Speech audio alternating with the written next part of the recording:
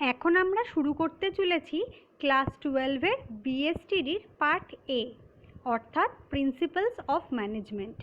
আজকে আমরা পড়ব প্রিন্সিপালস অফ ম্যানেজমেন্টের second topic, principles of management বা ব্যবস্থাপনার নীতিসমূহ। আজকে শুরু করব তার প্রথম পর্ব। কিন্তু পড়া শুরু করবার আগে আমরা একবার দেখে নিই আমাদের সিলেবাসে কি আছে। এই চ্যাপ্টার থেকে আমাদের পড়তে হবে principles of management, concept, nature and significance, Fayol's principle of modern management, Taylor's scientific management. তার মধ্যে আমরা পড়ব প্রিন্সিপালস অ্যান্ড টেকনিক্স। এবার আমরা দেখে নেব আমাদের মার্কস ডিভিশন। এই চ্যাপ্টার থেকে আমাদের আসবে একটা কোয়েশ্চেন 1 মার্কের এবং একটা কোশ্চেন 4 মার্কসের, মানে টোটাল মার্কস অ্যালোটেড 5। এবার আমরা শুরু করব আজকে আমাদের প্রথম টপিক, প্রিন্সিপালস অফ ম্যানেজমেন্টের কনসেপ্ট। অর্থাৎ আমরা জানার চেষ্টা করব ব্যবস্থাপনার নীতি বলতে আমরা সাধারণভাবে কি বুঝে থাকি। তাহলে দেখে নিই। Managerial principle is a broad and general guideline for decision making and behavior. ব্যবস্থাপনার নীতি বলতে আমরা কিছু গাইডলাইনকে বুঝি। গাইডলাইন মানে কি? যা দেখে একটা প্রতিষ্ঠান তার কার্য সম্পন্ন করে থাকে। এই যে গাইডলাইন থাকে, এটা কি করে? এটা প্রতিষ্ঠানের ডিসিশন নিতে এবং তার কর্মীদের বিহেভিয়ারকে কন্ট্রোল করতে সাহায্য করে। সাধারণভাবে বলা যায় এই প্রিন্সিপালগুলো কিন্তু অনেক ওয়াইড কনসেপ্টে ইউজ হয়ে থাকে। প্রিন্সিপালস অফ ম্যানেজমেন্ট আর distinguished from those of pure science. মানে আমরা আগের ক্লাসেই পড়েছিলাম ম্যানেজমেন্টের মধ্যে সায়েন্স এবং আর্টস সবারই কিছু কিছু বৈশিষ্ট্য থাকে, কিন্তু ব্যবস্থাপনার নীতিকে কিন্তু আমরা সায়েন্স বলতে পারি না। কেন বলতে পারবো না সেটা আমরা দেখে নিই। Managerial principles are not as rigid as principles of pure science. They deal with human behavior and thus are to be applied creatively given the demands of the situation. যে কোনো জিনিসে আমরা জানি সায়েন্সের যে রুলস অ্যান্ড রেগুলেশনস থাকে সেগুলো fixed থাকে। সেই রুলস অ্যান্ড রেগুলেশনস দিয়ে আমরা বিভিন্ন প্রবলেম সলভ করবার চেষ্টা করে থাকি। তোমরা যদি একটু মনে করো তাহলেও দেখবে আমাদের অ্যালজেব্রাতে অনেকগুলো ফর্মুলা দেওয়া থাকে, আর সেই ফর্মুলাগুলো কিন্তু ফিক্সডই থাকে। আমরা অঙ্ক দেখে ফর্মুলা চুজ করি যে তার মধ্যে থেকে কোনটা হবে, কিন্তু ব্যবস্থাপনার নীতিও আমাদের ঠিক একই রকমভাবে প্রি ডিটারমাইন্ড থাকে। কিন্তু তার মানে এই নয় যে কটা নীতি আমাদের বলা আছে সেই নীতির সবকটা বা কয়েকটা আমাদের মানতে হবে। হতেই পারে আমাদের সিচুয়েশন চেঞ্জ হয়ে গেল, সিচুয়েশনের চেঞ্জ হওয়ার সাথে সাথে আমাদের নীতিগুলোর মধ্যেও কিছু মডিফিকেশন করার প্রয়োজনীয়তা হয়ে পড়ল। ম্যানেজমেন্ট কিন্তু সেই নীতিগুলোকেও পরিবর্তন করতে সাহায্য করে। তাই ম্যানেজমেন্টকে আমরা কখনোই সায়েন্স বলতে পারবো না। Principles of management should be distinguished from techniques of management. ব্যবস্থাপনার নীতি বলতে কিন্তু আমরা ব্যবস্থাপনার কোনো পদ্ধতিকেও বুঝবো না। কেন বুঝবো না চলো দেখে নিই। Techniques are procedures or methods which involves a series of steps to be taken to accomplish the desired goal. কোনো জিনিসের পদ্ধতি বলতে আমরা কয়েকটা তার ধাপে সমষ্টিকে বুঝি। সেই ধাপগুলো একটার পর একটা নিতে হয় এবং সেই নেয়ার ফলেই একটা অর্গানাইজেশন তার নিজস্ব লক্ষ্যে পৌঁছাতে পারে। কিন্তু প্রিন্সিপালস বলতে আমরা কোনো ধাপকে বুঝি না। প্রিন্সিপালস বলতে আমরা সাধারণভাবে রুলস অ্যান্ড রেগুলেশনসকে বুঝি, যেগুলো প্রতিষ্ঠানকে ডিসিশন নিতে সাহায্য করে যে কখন কোন ধাপটা ফলো করতে হবে। তাই আমরা বলতে পারি প্রিন্সিপালস আর guidelines to take decision or actions while practising the technique. মানে ব্যবস্থাপনার পদ্ধতিগুলো আমরা যখন অনুসরণ করব তখন এগুলো আমাদের কাছে গাইডলাইনের মতো কাজ করবে। এবার চলো আমরা চলে যাই আমাদের পরের টপিকে, মানে nature of principles of management. সাধারণভাবে নেচার বলতে আমরা ব্যবস্থাপনার বৈশিষ্ট্যকে বুঝি, কিন্তু ব্যবস্থাপনার নীতিগুলো আসলে কিছু নিয়ম নীতি, যা তখনই প্রয়োগ করা হবে যখন সেই নীতিগুলো পূর্ণ করার কিছু কিছু শর্ত আমাদের কাছে থাকবে। এই নীতিগুলো সৃষ্টি হয়েছে কিন্তু বিভিন্ন রকম অভিজ্ঞতা এবং পর্যবেক্ষণের মাধ্যমে। তাহলে আমরা দেখে নেব যে এই ব্যবস্থাপনার নীতিগুলোর বৈশিষ্ট্য কী কী। ইউনিভার্সাল অ্যাপ্লিকেবিলিটি, মানে ব্যবস্থাপনার নীতিগুলো এমনভাবেই তৈরি করা হয় যা সর্বক্ষেত্রে প্রযোজ্য হতে পারে। আমরা ব্যবস্থাপনা বলতে শুধুমাত্র কারবারি প্রতিষ্ঠানেরকেই বুঝে থাকি, কিন্তু অনেক বৃহৎ আঙ্গিকে এটাকে ব্যবহার করা হতে পারে। কারণ ব্যবস্থাপনার নীতিগুলো এমনভাবেই তৈরি করা হয় যে সেটা শুধু প্রফিট জেনারেটিং অর্গানাইজেশন নয়, নন প্রফিট জেনারেটিং অর্গানাইজেশনেও কিন্তু সমানভাবেই প্রযোজ্য। মানে ব্যবস্থাপনা যেমন কোনো কারবারি প্রতিষ্ঠানে দেখতে পাওয়া যায়, ঠিক তেমনই আমাদের স্কুল, কলেজ বা ক্লাব এইসব জায়গাতেও দেখতে পাওয়া যায়। তোমরা যদি হসপিটালে যাও সেখানেও কিন্তু প্রপার ম্যানেজমেন্ট রয়েছে। শুধু তাই নয়, আমাদের বাড়িতে আমরা যে রোজকার কাজ সম্পন্ন করে থাকি সেটাও কিন্তু ব্যবস্থাপনারই অঙ্গ। সেগুলো সম্ভব হয়েছে ব্যবস্থাপনার নীতির মাধ্যমেই। Next, general guideline. গাইডলাইন বলতে আমরা কিছু নিয়ম নীতিকেই বুঝে থাকি, কিন্তু এই গাইডলাইনগুলো আগে থেকে তৈরি করা সম্ভব হয় না। এবং আমরা যদি ভেবে থাকি যে প্রিন্সিপালস মানেই ম্যানেজমেন্ট তার সমস্ত সমস্যার সমাধান করে দেবে, সেটাও কিন্তু সম্ভব হবে না। কারণ একটা প্রতিষ্ঠান অনেকগুলো ফ্যাক্টর নিয়ে গড়ে ওঠে, তার মধ্যে হিউম্যান, নন হিউম্যান বোথ রিসোর্সেসই থাকে। সেই জন্যই প্রতিষ্ঠানের পরিকাঠামোটা প্রকৃতপক্ষে অনেক জটিল হয়ে থাকে। এই নীতির গুরুত্ব এই প্রতিষ্ঠানের জটিলতাকে হ্রাস করার ক্ষেত্রেই ব্যবহার করা হয়ে থাকে। Next, formed by practice and experiments, মানে ব্যবস্থাপনার নীতিগুলো কোনো তাত্ত্বিক ভিত্তিতে গড়ে ওঠেনি। প্রতিষ্ঠান পরিচালনা করতে গিয়ে ব্যবস্থাপকেরা বিভিন্ন রকম অভিজ্ঞতার সম্মুখীন হয়েছেন এবং বিভিন্ন রকম কার্যের মাধ্যমে তার সমাধান খোঁজার চেষ্টা করেছেন। ব্যবস্থাপনার নীতিগুলো সেই অভিজ্ঞতা এবং প্র্যাকটিসের মাধ্যমেই কিন্তু গড়ে উঠেছে। কোনো সমস্যার সমাধান করতে গেলে আমাদের পূর্বের অভিজ্ঞতার প্রয়োজন হয়। তেমনই ব্যবস্থাপকদের সমবেত প্রচেষ্টাই দরকার একটা অর্গানাইজেশনকে ঠিকঠাক চালনা করবার জন্য, এবং তার জন্য তারা বিভিন্ন রকমের পরীক্ষা নিরীক্ষাও করে থাকেন। নেক্সট হচ্ছে ফ্লেক্সিবিলিটি বা নমনীয়তা। ব্যবস্থাপনার নীতিগুলো এমনভাবেই তৈরি করা হবে যাতে সেগুলো নমনীয় হয়ে থাকে। সমস্ত প্রতিষ্ঠান পরিচালনা করতে গেলেই ব্যবস্থাপনার নীতিগুলোর প্রয়োজন হয়, কিন্তু ব্যবস্থাপনার নীতিগুলো কিন্তু সবসময় একইভাবে ফলো করা যায় না। আমার মনে করো একটা প্রতিষ্ঠান রয়েছে কোনো শহরতলিতে, আবার তার ব্রাঞ্চ রয়েছে কোনো গ্রামাঞ্চলে। তাহলে শহরাঞ্চলে আমি অর্গানাইজেশনটাকে চালানোর জন্য যে রুলস অ্যান্ড রেগুলেশনসগুলো মেনটেন করব, হতেই পারে আমার গ্রামে সেগুলোকে পরিচালনা করবার জন্য অনেক ফ্লেক্সিবিলিটির দরকার। সেগুলো হয়তো অত কঠোরভাবে পালন করা সম্ভব হচ্ছে না। তাহলে এই নমনীয়তা যদি সেই প্রিন্সিপালসগুলোর মধ্যে না থাকে, তাহলে কিন্তু সেই নীতিগুলো কারবারের পরিচালনার ক্ষেত্রে সাহায্য করতে পারবে না। নেক্সট হচ্ছে মেনলি বিহেভিয়ারিয়াল। ব্যবস্থাপনার নীতির উদ্দেশ্য হচ্ছে কর্মীদের সঠিকভাবে ব্যবহার করা। কারণ আমরা জানি ব্যবস্থাপনা বলতে আমরা মানুষদের ব্যবহার করার কৌশলকেই বুঝে থাকি। ব্যবস্থাপনার নীতি প্রয়োগের এটাই ব্যবহারিক দিক। এই নীতির উদ্দেশ্যগুলোই হচ্ছে বিভিন্ন হিউম্যান এবং নন হিউম্যান রিসোর্সকে প্রপার ওয়েতে ব্যবহার করা এবং তাদের কাজের মধ্যে সিঙ্ক্রোনাইজেশন করা, যাতে ওভারঅল অর্গানাইজেশনের অবজেক্টিভটা অ্যাচিভ হতে পারে। নেক্সট হচ্ছে আমাদের cause and effect relationship. Cause and effect relationship বলতে আমরা কার্যকারণ সম্পর্ককেই বুঝে থাকি। ব্যবস্থাপনার নীতিগুলোর উদ্দেশ্য হচ্ছে সেই কার্যকারণ সম্পর্কগুলোকেই সুদৃঢ় করা। নীতিগুলো প্রয়োগ করা হয় সাধারণত বৃহত্তর ক্ষেত্রে, কিন্তু নীতিগুলোকে কোনোটাকেই কিন্তু আমরা পারফেক্ট বলতে পারবো না, কারণ এগুলোর প্রয়োগ আমরা করে থাকি হিউম্যান বিহেভিয়ারের উপরে। আর আমরা জানি বিভিন্ন হিউম্যান বিহেভিয়ার কিন্তু বিভিন্ন হয়ে থাকে। ইন রিয়েলিটি সব সিচুয়েশানে identical rules and regulations follow করা যায় না, কারণ আমরা একটা জায়গায় পড়েছিলাম যে আমাদের কোঅর্ডিনেশন করা প্রচণ্ড দরকার একটা কারবারকে সঠিকভাবে পরিচালনা করতে। কিন্তু যদি কোনো এমার্জেন্সি সিচুয়েশান অ্যারাইজ করে, হতেই পারে যে আমাদের লিডারের ডিসিশানকে উইদাউট এনি অবজেক্ট ফলো করতে হবে, সেক্ষেত্রে কিন্তু কোঅর্ডিনেশনের পারপাসটা সার্ভ হচ্ছে না, কিন্তু হয়তো ওভারঅল অর্গানাইজেশনের অবজেক্টিভটা এইভাবেই ফুলফিল হবে। নেক্সট হচ্ছে কন্টিনজেন্ট। কন্টিনজেন্ট বলতে আমরা কি বুঝি তা জানার জন্য আমাদের একটু অ্যাকাউন্টস ক্লাসটা মনে করতে হবে। ক্লাস 11-এ আমরা পড়েছিলাম কন্টিনজেন্ট বলতে আমরা কোনো একটা বিশেষ ঘটনাকে বুঝি, যে ঘটনা ঘটা বা না ঘটার ওপর কোনো অ্যাসেট বা লাইবিলিটি তৈরি হওয়া ডিপেন্ড করে।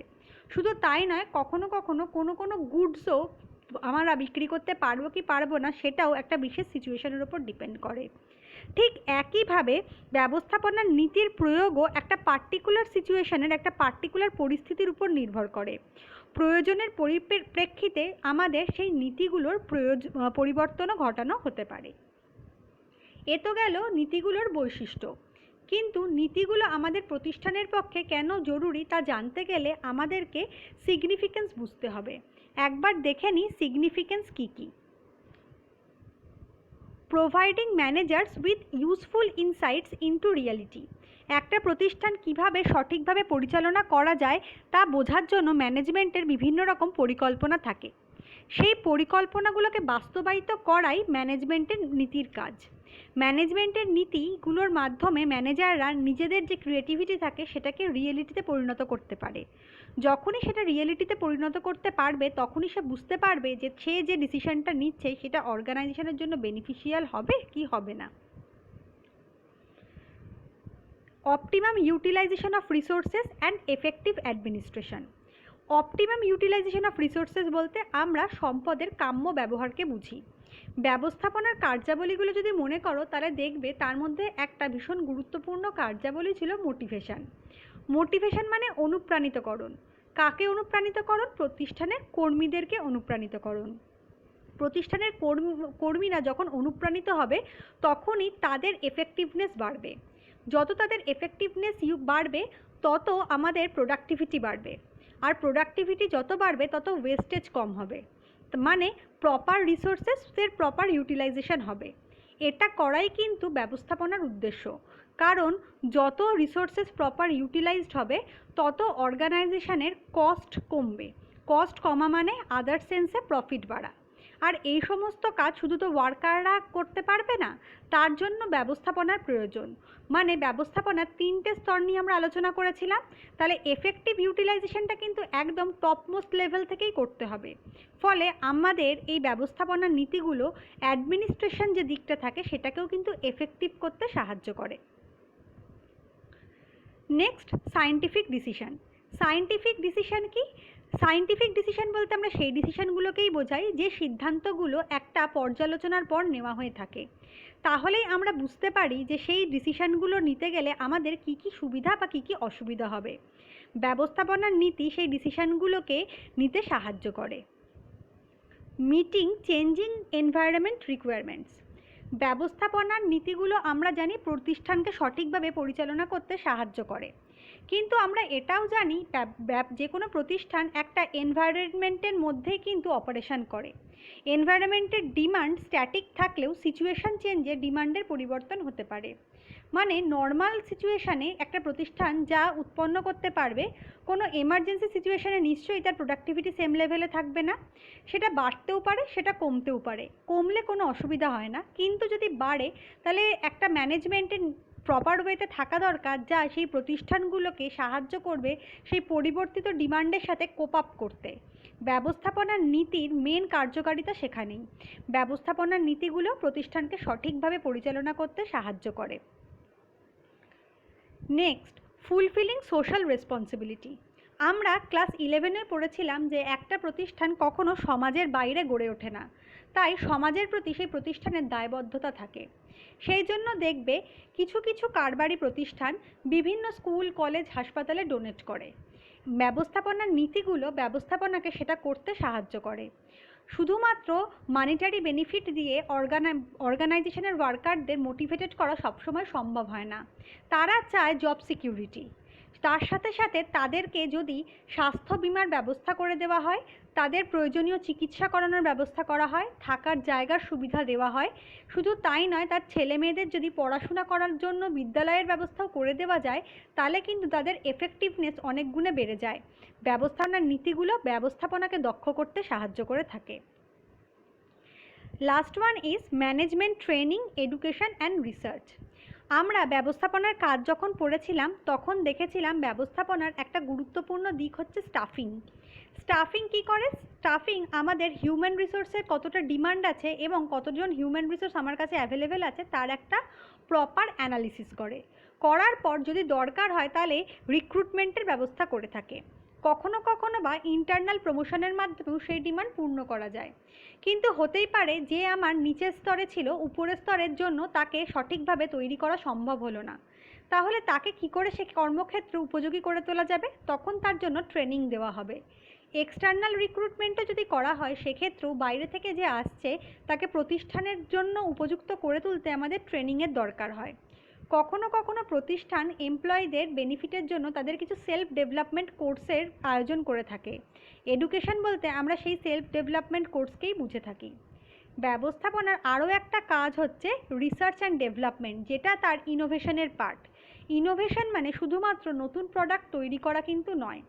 ইনোভেশন বলতে আমরা কখনো পুরনো প্রোডাক্টকে নতুনভাবে প্রেজেন্ট করি এবং তার নতুন মার্কেট ডিমান্ড সৃষ্টি করি, যেটাকে আমরা প্রোডাক্ট ডিফারেন্সিয়েশন বলে থাকি। ব্যবস্থাপনার নীতির মাধ্যমেই কিন্তু এই ট্রেনিং, সেলফ ডেভেলপমেন্ট এবং ইনোভেশনের কাজটা অনেক তাড়াতাড়ি হয়ে যায়। এই তো গেল ম্যানেজমেন্টের নীতি, তার বৈশিষ্ট্য এবং তার সিগনিফিকেন্স। এবার আমরা দেখব কি করে ধীরে ধীরে এই ম্যানেজমেন্টের প্রিন্সিপালসগুলো ডেভেলপ করেছিল। সেই জন্য আমরা এখন পড়ব ইভ্যালুয়েশন অফ ম্যানেজমেন্ট প্রিন্সিপালস। আমরা যদি ভেবে থাকি যে ব্যবস্থাপনা খুবই নতুন ধারণা, তাহলে কিন্তু সেটা আমাদের ভুল হবে। ব্যবস্থাপনা বহু যুগ আগে থেকেই চলে আসছে। সেই স্টেজে আমরা এটাকে বলে থাকবো আর্লি পার্সপেক্টিভ। সাধারণভাবে দেখা যায় 3000 থেকে 4000 খ্রিস্টপূর্বাব্দে এই ব্যবস্থাপনার ধারণাটা জন্মেছিল, এবং ব্যবস্থাপনার ধারণাটা জন্মেছিল সাধারণত ইজিপ্টে।